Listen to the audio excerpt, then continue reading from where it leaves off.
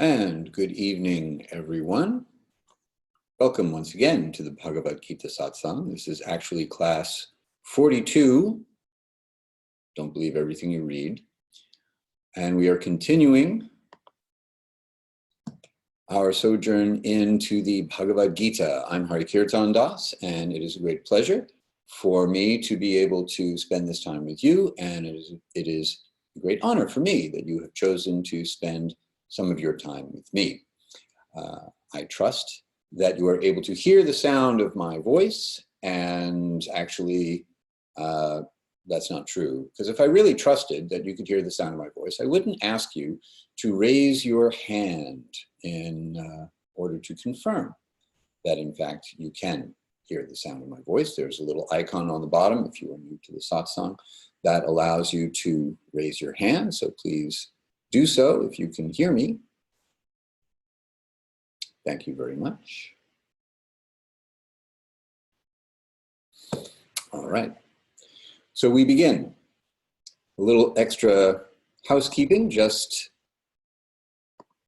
to make sure we're all on the same page as far as how this is going to work. You can adjust your audio settings and your viewing options up in the upper right-hand corner. You need not worry about your camera or your microphone because I cannot see or hear you, but as you have indicated, you can hear me. And if you want to be heard, then you can do so via text or typing rather into the Q&A box. So there is a live Q&A box. I will keep my eye on it in order to see any questions or comments that you may have as we proceed through this evening's thrill-packed episode. Our last class was the end of chapter 7, the yoga of knowledge and realization. We spoke about the Gita's conception of original sin, which is a little different than the version of original sin we are accustomed to in Western religion. We spoke about knowledge of relationships, the first category of knowledge in the Vedic system of knowledge.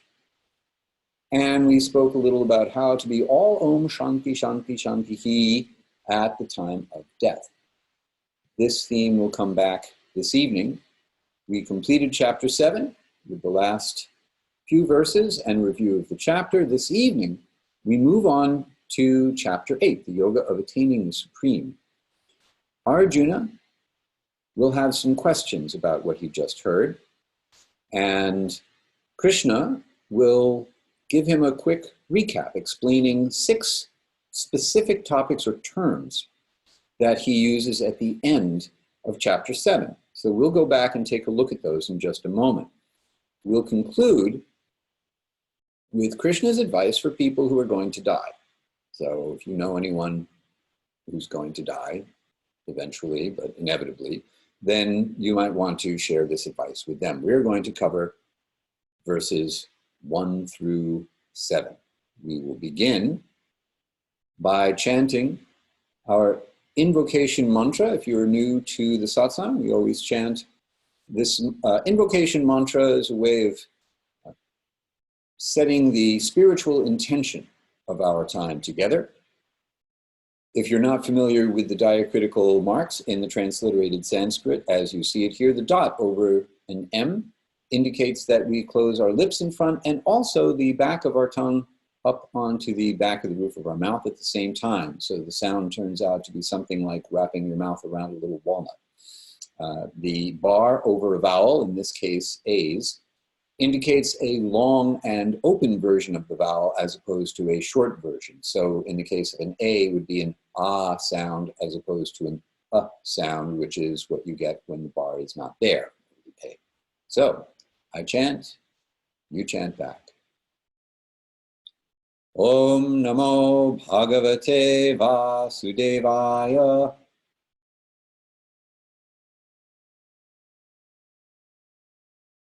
Om Namo Bhagavate Vasudevaya.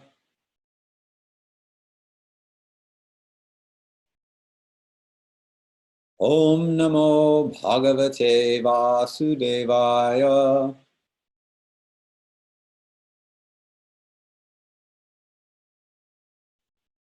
Meaning, I offer my respects to the Supreme Person who is all-pervading.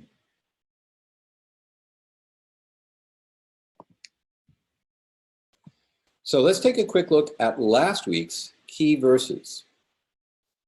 They are the last two, 29, 30, the translation, striving for liberation from old age and death. Those who take refuge in me are situated in absolute transcendence, having obtained a complete understanding of the principle of the higher self and the intricacies of action. And then text 30, those whose minds are absorbed in thoughts of me, who know me to be the highest principle of divinity, as well as the governing principle of the material manifestation of all the demigods and of all methods of sacrifice, can know me even at the time of death. So that was our conclusion to the 7th chapter. What I'd like to do is take a look at the Sanskrit that is used in these two verses. We're not going to chant both of these verses, but we do have some other verses to chant a little bit later on this evening.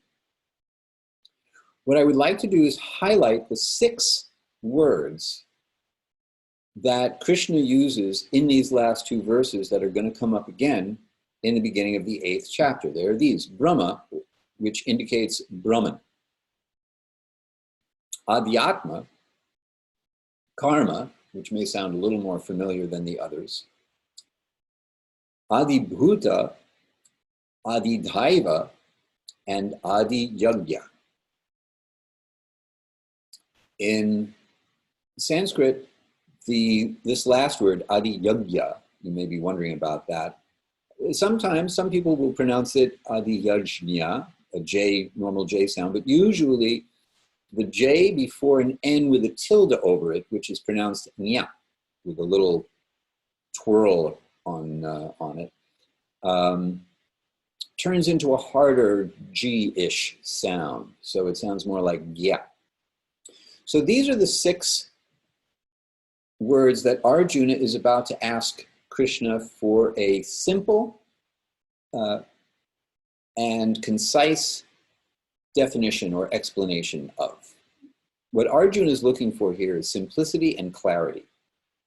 And he doesn't quite have it yet. So he's going to ask for definitions of these 6 words: Brahma, Adhyatma, Karma, Adibhuta, Adidaiva, Adijagya. So we are going to look at Krishna's response to defining these 6 terms. But first, how can we evaluate a philosophical proposition? By which I mean, how can we look at yoga philosophy, or any philosophy, or a philosophical argument, a philosophical proposition, and understand whether or not it's valid? We can ask 2 questions. Is it sound? And is it complete? So here's what I mean by these 2 things.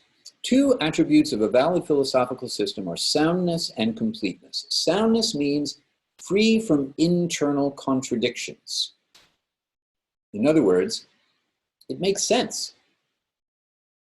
Then the second, completeness, means it's functional in all relevant circumstances. In other words, it actually works.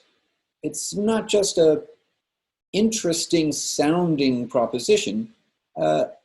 You can apply it in a practical way, or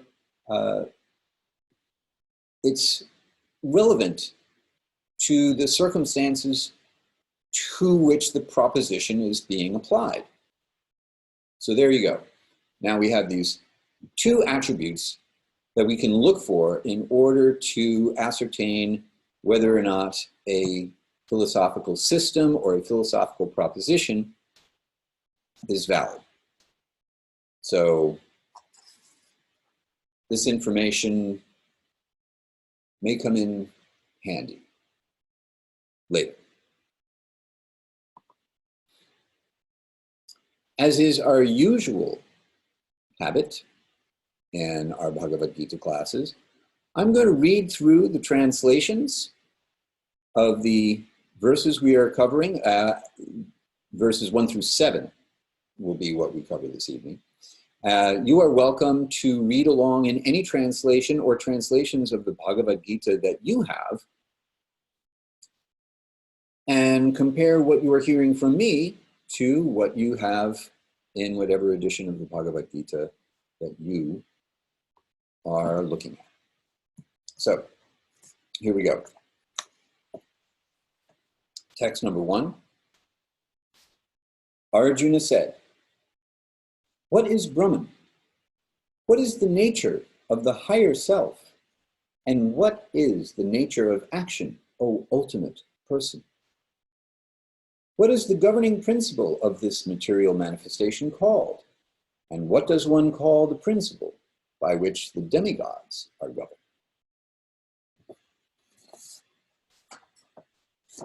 Text 2. O Madhusudana, what is the governing principle of sacrifice? How does it reside here within the body? And how can you be known by the self-controlled at the time of death? Text 3. The Blessed Lord said, Brahman is the imperishable transcendence, which is the eternal nature of the self. Karma is action that creates the succession of future material bodies for a living being. Text 4. O best of embodied beings, the governing principle of this material manifestation is to be perishable, subject to perpetual change. The principle by which the demigods are governed is called the person, the universal form of the Lord. And I alone, situated within the body, am the governing principle of sacrifice. Text 5. And whoever at the end of one's life relinquishes their body while remembering me will go to my state of being. Of this there is no doubt. Text 6. O son of Kunti, whatever state of being one remembers at the end of one's life is the state of being they will carry into their next life. For one is certain to attain whatever state of being one's mind is absorbed in. Text 7. Therefore, you should think of me at all times and fight. With your mind and intelligence offered to me, you will certainly come to me. Of this, there is no doubt.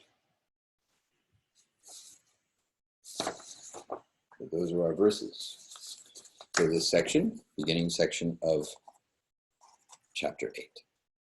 Now, we'll go back and we'll take a closer look at each verse and dig into their meaning. I'm going to go back to sharing my screen with you because our first verse is one of the two verses that we will chant together this evening. So, in the transliterated Sanskrit here, we see once again the bar over an A in the second word up top, uvacha. So long A as described before. Dots over M's also as described before, and that's it. A pretty simple bit of transliteration. Those marks are called diacritics, and they are pronunciation cues that let us know how to pronounce each letter. So, I will chant, you will chant back. Arjuna uvacha kim tad brahma kim adhyatman kim karma purushottama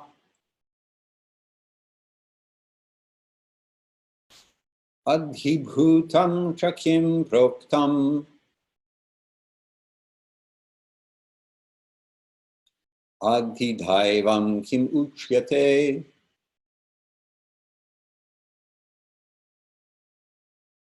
Before we review the translation, there were a couple of things in the transliteration that I neglected to mention. I'm so used to them, I suppose. A C in transliterated Sanskrit is always a CH sound. If you want a K sound, you get a K. If you want an S sound, you get an S. The C is always a CH, ch sound.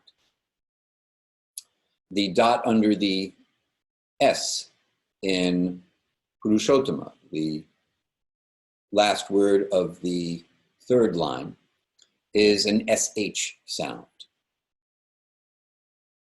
And I think that covers it.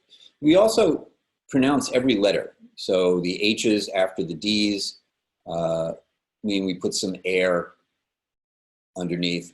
The two T's together in Purushottama, we pronounce both T's as well. Hit the brakes on the first T and then keep going on the second T. So there are your Sanskrit pronunciation tips for this verse. The translation will come in just a moment. First, I want to focus on this word, Purushottama. So this is a compound word comprised of Purusha, which means person, and Uttama. So Uttama means ultimate, transcendental, best, enlightened, super excellent. Put them together and you have super excellent person, or the ultimate person. So the definition of ultimate as an adjective, being or happening at the end of a process, or final, the ultimate destination.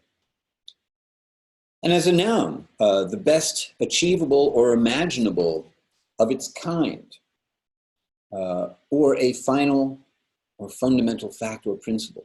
So in this case, we're talking about the topmost imaginable person, or the supreme person. And this is how Arjuna is referring to Krishna when he is asking these questions. Interesting, specifically in that he is referring to an ultimate person. And now, as Krishna replies in answering these two questions that Arjuna is asking, Krishna will speak a little bit about this idea of being an ultimate person in relationship to the absolute truth or the complete reality. So let's continue. Whoops.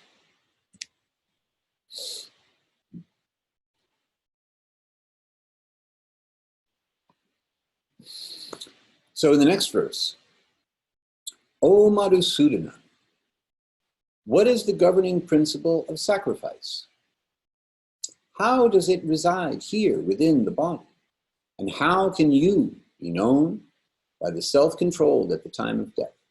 So in this verse, Arjuna addresses Krishna by another name, Madhusudana.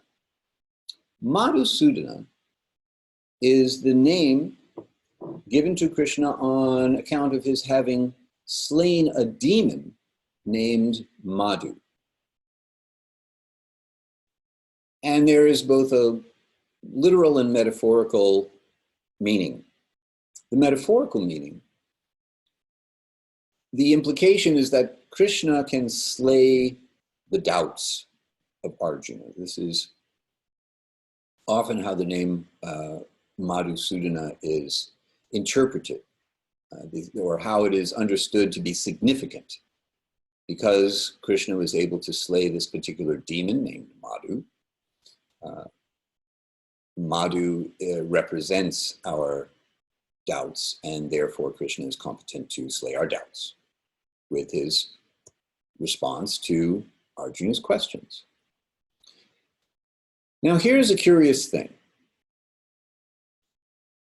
Krishna's pastimes prior to his speaking the Bhagavad-gita are described in detail in a book called the Srimad Bhagavatam. The 10th canto in particular, portion of the Srimad Bhagavatam, describes Krishna's pastimes from his appearance through his childhood up to his adulthood. And there are incidents where demons arrive in Krishna's hometown with the intention of killing him, and they all clearly fail. And in fact, Krishna dispatches all of them. But none of them are named Madhu.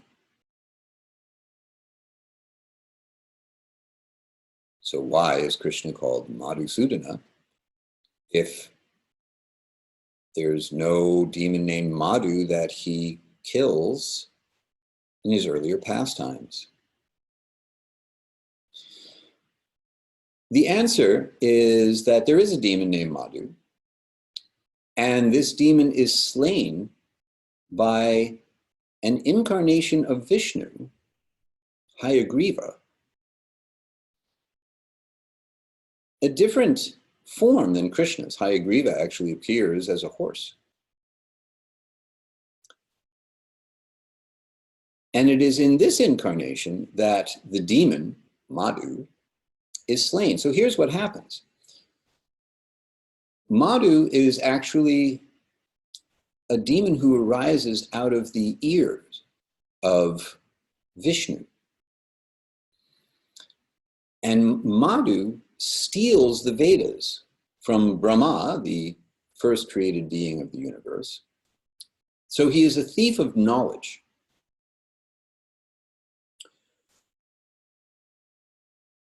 Madhu has received a benediction from Lakshmi Devi, the goddess of fortune, the eternal consort of Vishnu, that he can choose his time of death. He's obliged to die eventually, but he gets to die when he chooses. Well, therefore, Brahma can't really do very much about the fact that the Vedas have been stolen from him.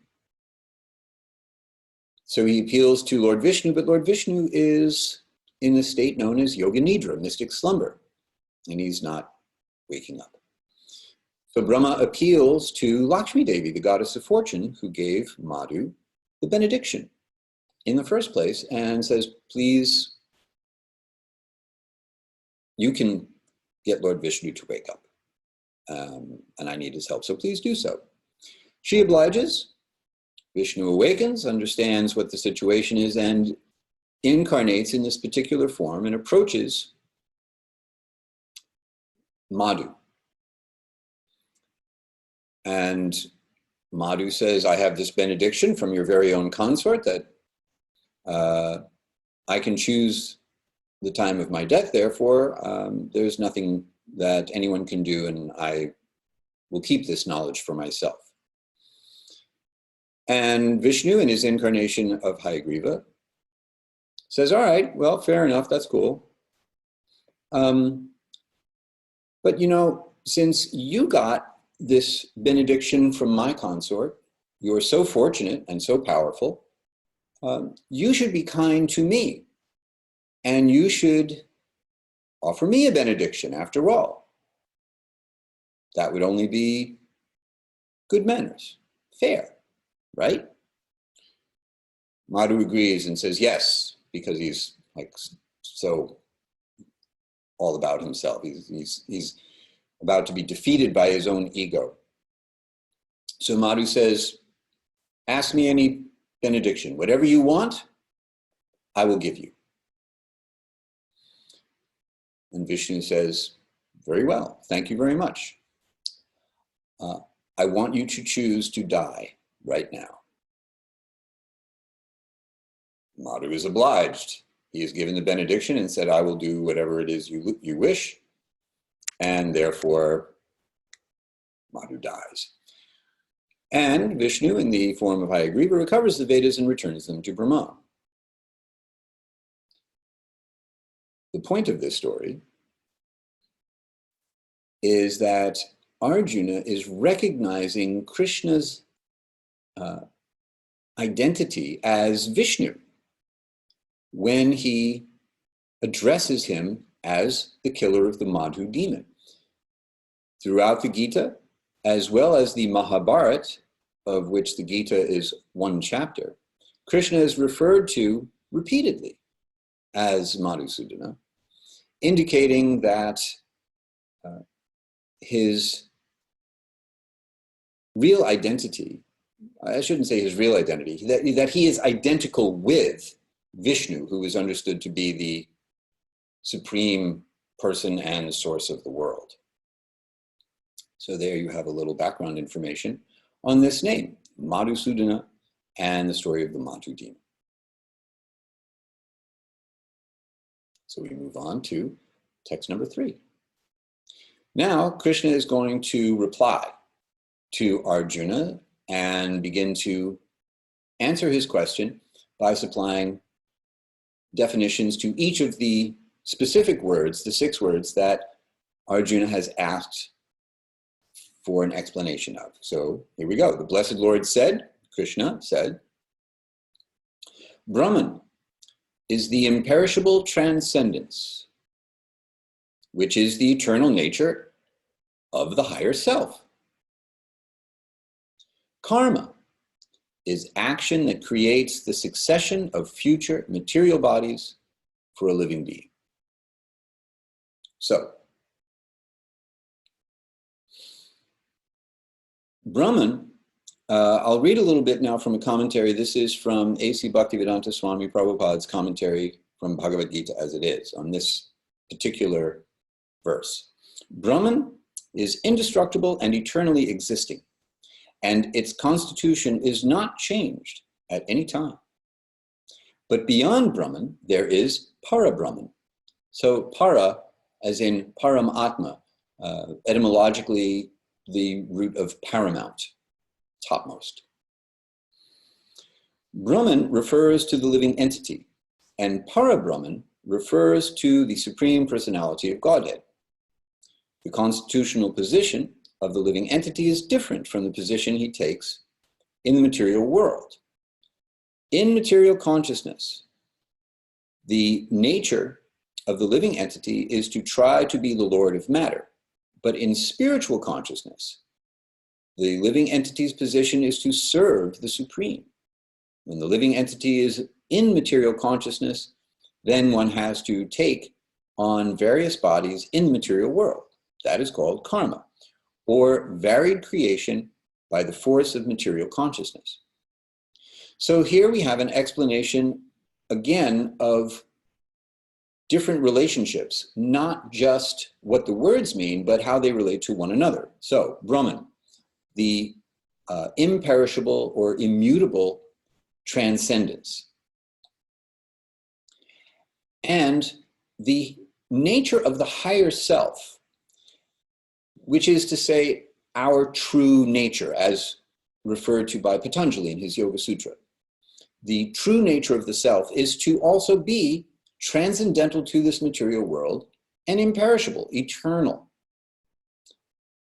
However, because we are marginal and not para-Brahman, not the supreme person, we can be subject to the influence of material consciousness. And when we act in material consciousness, which is to say when we put ourselves in the center of the world and try to organize the world around our desires, move the universe according to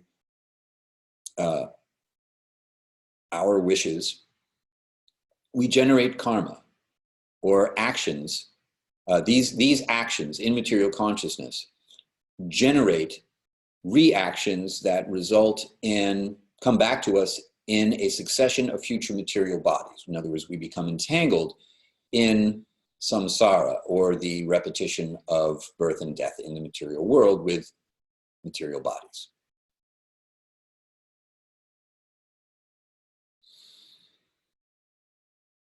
So now going on to text 4, Krishna continues, O best of embodied beings, the governing principle of this material manifestation is to be perishable, subject to perpetual change.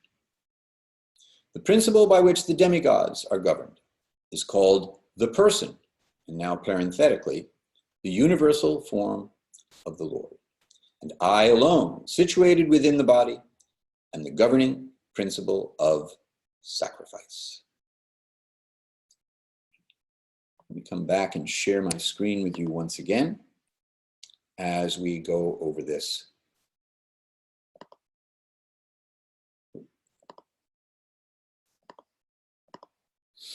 Okay, so we've got these 6 terms: Brahman, Adhyatma, Karma, Adhibhuta, Adhidaiva, and Adhijagya.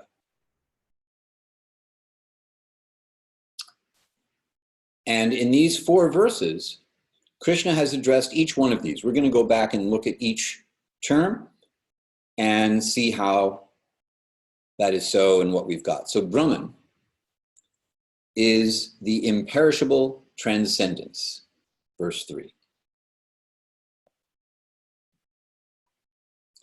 Adhyatma, Atma, self, the nature of the higher self. Notice here that I'm using lowercase h, lowercase s, indicating that the higher self we're talking about is our own higher self, or our true nature. In other words, what we are like in our natural, pure, spiritual state of being. And that natural condition is synonymous with Brahman. Our nature is to be eternal and transcendental to this material world. Karma is action that creates the succession of future material bodies for a living being. In other words, the reaction to action in material consciousness is that it sets the stage for future births and future situations within any given lifetime. So here's an illustration of this point. According to Bhagavad-gita, our lives are not just once in a forever phenomenon. We come into the world, we go back out of the world, and just because we're in a human body today does not mean that we have always been in human bodies in the past, nor is there any guarantee that we will have human births in the future. There are so many different life forms, and the spirit soul, that the pure consciousness that is transcendental to material nature, can take birth in any life form that material nature can produce. The human life is considered to be a special opportunity. The good fortune of a human birth is the opportunity to break this cycle, to engage in the process of yoga, and therefore liberate ourselves from this obligation to experience repeated birth and death in the material world.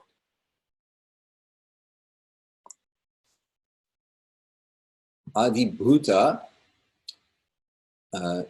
indicating the material world itself. The nature of the material manifestations, Adhibhuta is the nature of material manifestations, which is to be fallible, being subject to perpetual change from one state of being to another. So here are different changing states of being.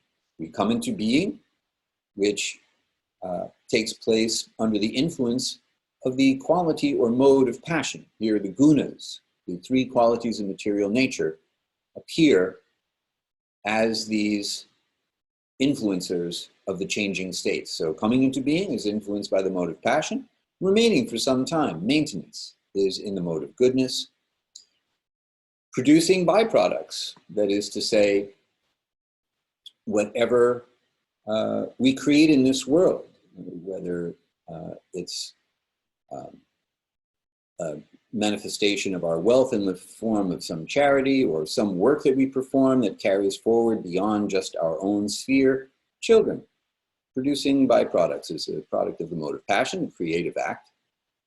And then going out of being is in the mode of ignorance, destruction. So here we see how all three of the gunas, or qualities of material nature, are in play in the changing states of material nature. Then the next one, Adi Daiva, Daiva or Deva, demigod, or God, simply put. Adi Daiva is the principle by which the demigods are governed, which is the person. So, parenthetically, the universal form of the Lord. So, this person is understood to be, person now with a capital P, the form of the supreme person as the universe itself, or how God enters into and in a way becomes the universe. So as we move in the world, we are moving through the supreme person. You may be accustomed to seeing this illustration at the top and the end of each one of these classes. This is the universal form. And this illustrates, this is the complete illustration of Krishna revealing how he becomes the universe and how all the demigods reside within this one form. We will get a much closer look at this aspect of the Supreme Being when we get to the 11th chapter. So we're just a few chapters away from a detailed look at this aspect of the Supreme Person. And then finally, Adi Jagya. Jagya means sacrifice. So Adi Jagya is the governing principle of sacrifice, which is Krishna himself as the Param Atma, the paramount Atma, the supreme soul within the heart of all beings. So all manner of sacrifice ultimately is intended for the supreme person and the governing principle of sacrifice. That is to say,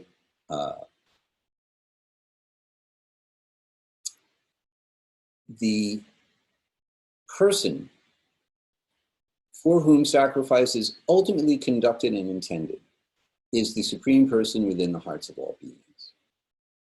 Krishna will elaborate again on this as he has described earlier in the 3rd chapter, where he speaks about sacrifice in some detail in connection with karma yoga, action performed specifically for the sake of Vishnu. So here we see an illustration of how this particular expansion of Vishnu is understood to look. That is to say, the form of the Supreme Person in each atomic particle of matter and residing within the hearts of all beings. So there you have your 6 definitions, and we interrupt our regularly scheduled program for this curious commentary.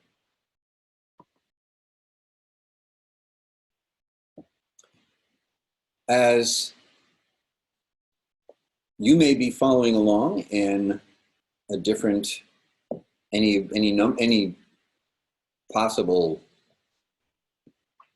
edition of the Bhagavad-gita. There are many, so you may have one. And I'm betting that the translations are at least a little bit different in whatever edition you are following along with. There is one that I look at quite a few as I prepare the classes, and I came across this commentary on these first 4 verses. So I'm going to share that with you.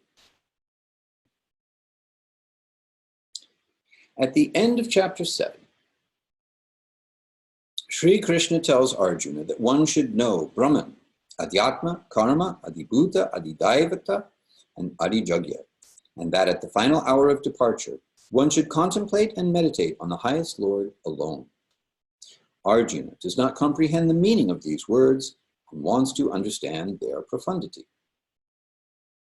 In the 8th chapter, Sri Krishna answers all of Arjuna's questions. First, he explains that Brahman is the highest of all principles. The Supreme Brahman alone exists and is the source of manifestation. Brahman is eternal and immutable. It is not subject to change, death, or destruction. Brahman is not different from the innermost self of every individual. Brahman is the liberated state of consciousness. It is the state in which Sri Krishna abides, and that state of consciousness can also be attained by the aspirant. Those who have attained a state of tranquility and equanimity have the knowledge of Brahman. The word Adhyatma is used for the Supreme Brahman as it exists in every individual soul. There are two aspects of Brahman, the unmanifest and the manifest. As Brahman begins the process of manifestation, it divides itself into the transcendent subject, Adhyatma, and the unmanifest source of all objects. Adhyatma refers to Brahman as the transcendent subject in every being. I'm going to stop there. This commentary does go on for a little bit longer.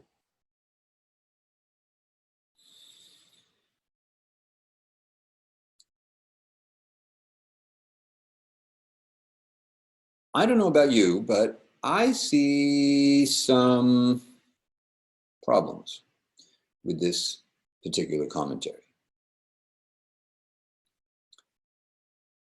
And here's where I have that problem. The commentator states, the Supreme Brahman alone exists and is the source of manifestation. Brahman is eternal and immutable. So immutable means unchangeable, cannot be changed. And Brahman alone exists. So we have something that is the only thing that existing that can't change. And then the commentator goes on to explain how Brahman changes by saying, the word Adhyatma is used for the Supreme Brahman as it exists in every individual soul. Brahman alone exists, but there are two aspects of Brahman. As Brahman begins the process of manifestation, it divides itself into the transcendent subject and the unmanifest source of objects. In other words, it changes. It goes through a transformation. But Brahman is immutable. Can't be transformed, can't go through changes. So, this commentary has an internal contradiction. On the one hand, it says Brahman is the only thing that exists and is immutable. And on the other hand, it says Brahman manifests all these other things that exist and has two aspects, a higher Brahman that is unmanifest and a lower Brahman that is manifest that goes through all kinds of changes, and it's still Brahman, even though Brahman is by definition immutable. I'm sorry, but you can't have it both ways. It's either immutable or mutable. Pick one. So there's an internal contradiction here. And because of that internal contradiction, it's incomplete. It can't be practically applied in a material world where everything's changing. You cannot reconcile an immutable Brahman that divides itself into two things, one of which changes and the other doesn't. Anyway, I just wanted to share this with you as an example of something that sounds good or may sound good, something that you may read and think, well, I don't understand it, but it seems to be coming from an authoritative traditional source. Or you may think, okay, that makes sense. until someone points out how it doesn't make sense. Or you might think, this doesn't make any sense. None of this makes any sense. I'm not going to bother with any of this philosophy at all. In any event, I hope that simply by pointing out this commentary, which does come from a semi-traditional source, that it will be easier for you to apply your critical thinking to what you read in order to ask yourself the question, does this commentary make sense? Is it sound? And can it be practically applied in the circumstance, in a relevant circumstance? If you have any questions or comments about this commentary or anything that we've discussed thus far, please go ahead and pop your question into the Q&A box, and I will field your question or comment or complaint. And while I wait anxiously for your comments and questions, we will forge ahead with verse number 5. Here, now Krishna has finished his explanations of each of the 6 terms that Arjuna has spoken about or asked about. Arjuna also asked, how can one who is self-controlled know you at the time of death? So asking about the conclusion of the 7th chapter. How can this be done? So in these verses coming up, Krishna will address that question. So verse 5, and whoever at the end of one's life relinquishes their body while remembering me will go to my state of being. Of this, there is no doubt. So this is Krishna's advice for those of us who will eventually, but inevitably, be obliged to leave this physical body.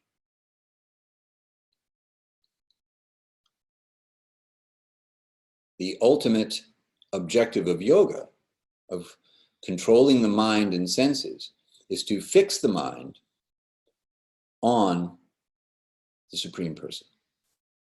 And if one is able to do that at the time that they relinquish their body, then Krishna is saying that there is no doubt whatsoever that such a person, remembering him, will go to his state of being, which is to say, beyond the cycle of repeated birth and death in the material world, or that state of spiritual relationship, the experience of the exchange of love on a spiritual platform.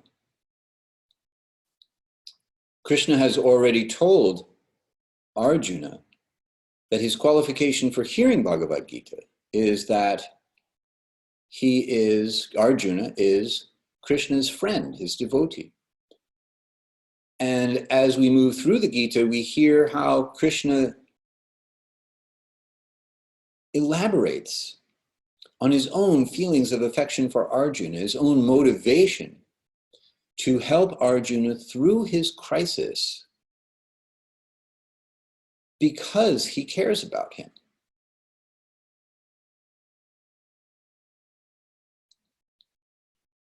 We'll chant the next verse together.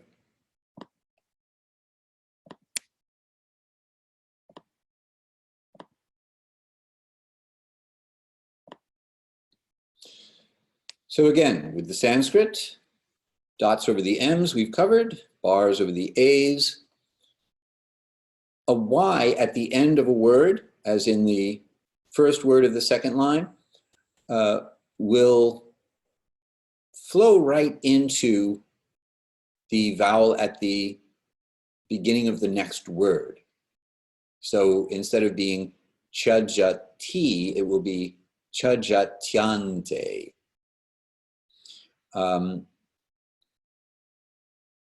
the dot under the H at the end of a word, at the end of a line, as in the very last word of the fourth line, means that the vowel preceding the H will be echoed back, in this case, a short A. If that A were a long A, you would still echo a short version of the A, or any other vowel for that matter, back. So here we go. I chant, you chant back. Yam yam vapi smaran bhavam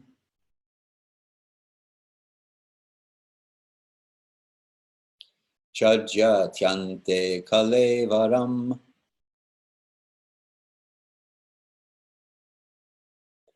tam tam me vaiti kaunteya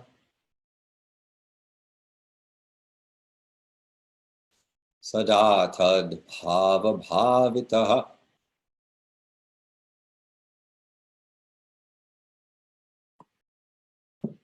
Translation again.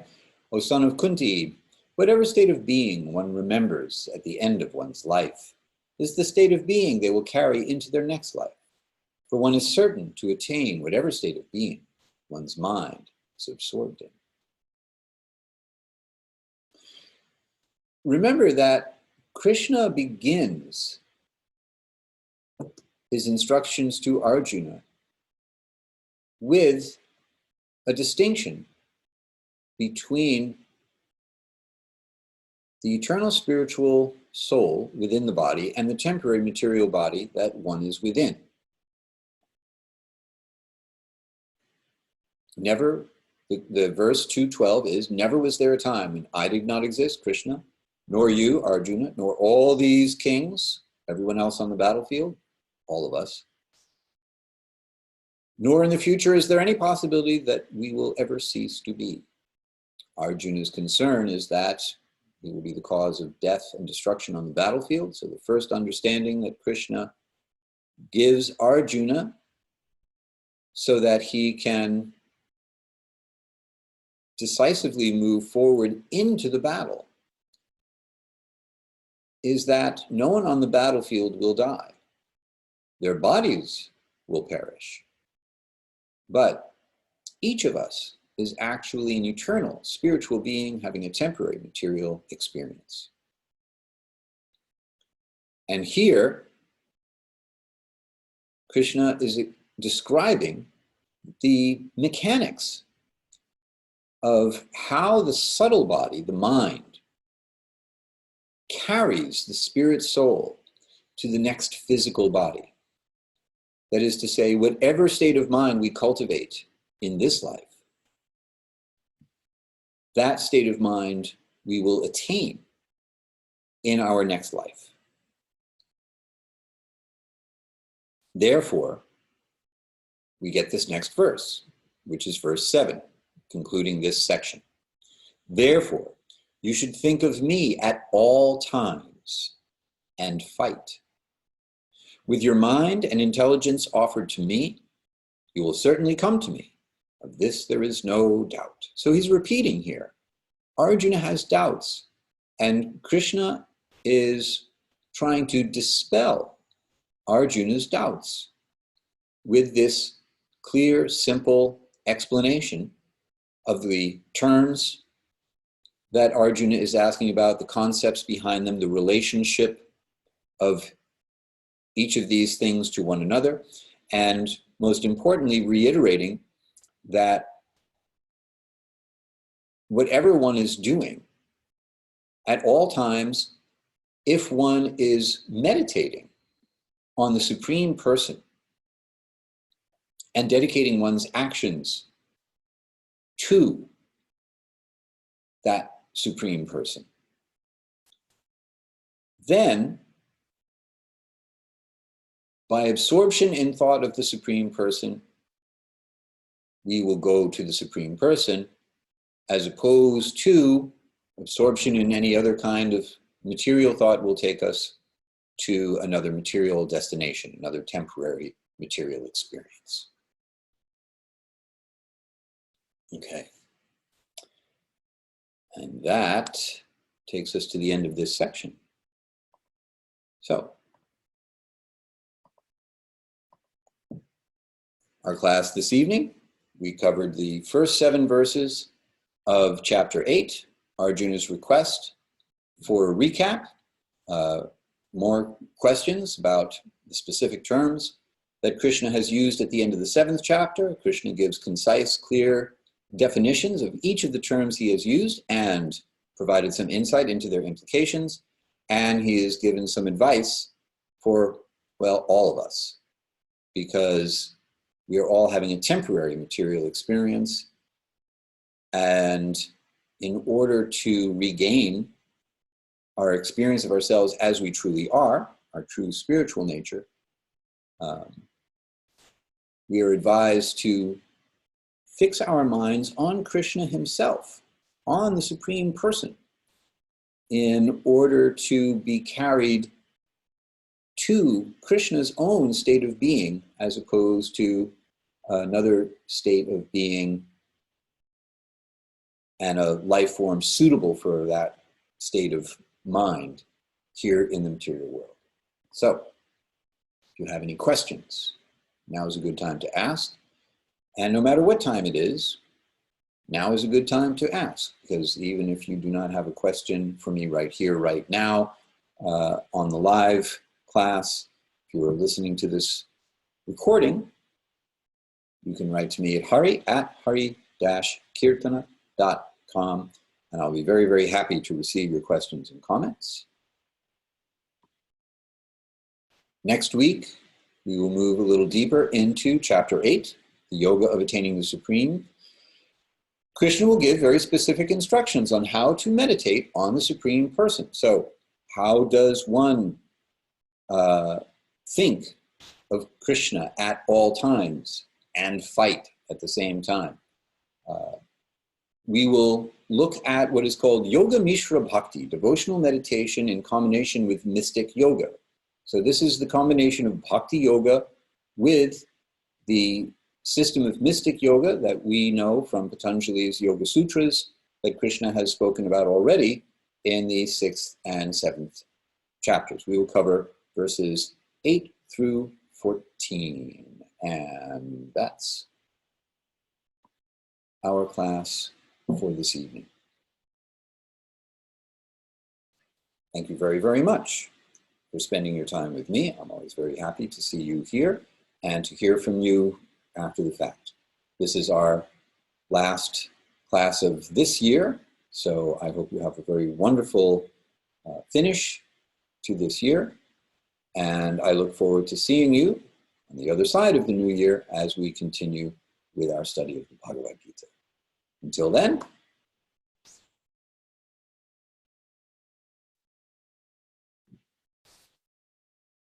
have a wonderful night. I look forward to seeing you all again soon.